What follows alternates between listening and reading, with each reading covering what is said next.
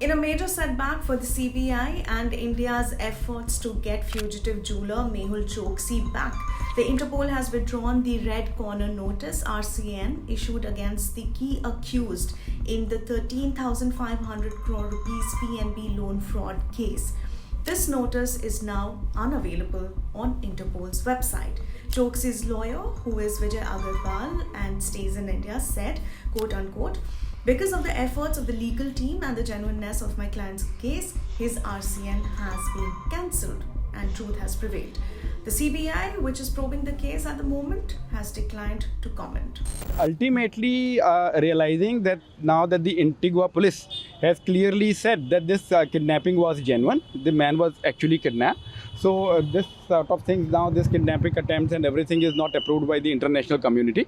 So taking view in favor of my client, now the Interpol has removed the RCN issued. If you go to the website, you will be able to see that RCN has been removed. Now my client is free to travel anywhere. Of course, not India.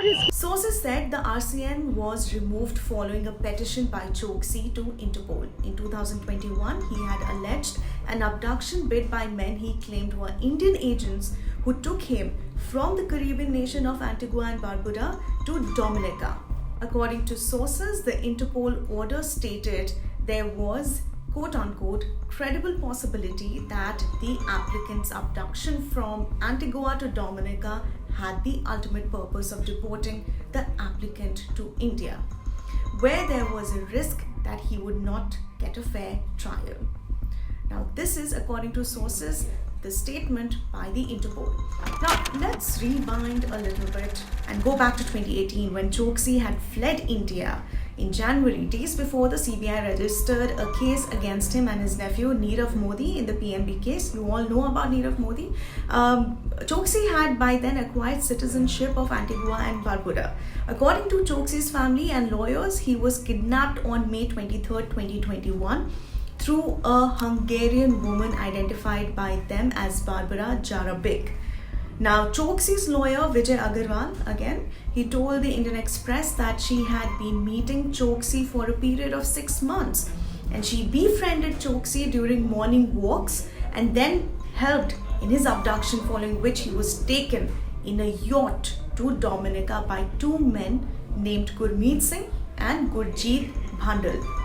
Choksi's lawyers alleged that he was threatened on the way to Dominica and asked to sign a consent form to be repatriated to India. Choksi was subsequently arrested in Dominica on charges of illegal entry. His lawyers, meanwhile, alleged that a private jet carrying Indian officials had arrived in that country. However, Choksi was able to return to Antigua after the case of illegal entry was committed to a Dominican court. And in 2022, the charge was dropped. So what is India's position at the moment? India's position is that Choksi is an Indian citizen. His lawyers have maintained that he ceased to be one when he took Antiguan citizenship in 2017. Now let's take a look at the cases in which Mehul Choksi has been booked. Choksi is facing criminal proceedings by both CBI and Enforcement Directorate, that is the ED. The CBI had first named Choksi and his firms, including Gitanjali Gems, along with others in 2018 based on a complaint received by Punjab National Bank for alleged issuance of fraudulent letters of undertaking in their favor, causing losses to the bank. The ED also subsequently filed a complaint alleging that Choksi and others were involved in money laundering the proceeds of crime in overseas accounts. Choksi has been booked under the Prevention of Money Laundering Act and other sections pertaining to cheating. And not just that, criminal conspiracy of the IPC and some relevant sections of the Prevention of Corruption Act.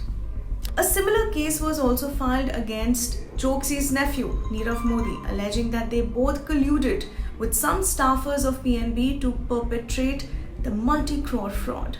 In December last year, 2022, the CBI booked Choksi in a fresh case of loan fraud.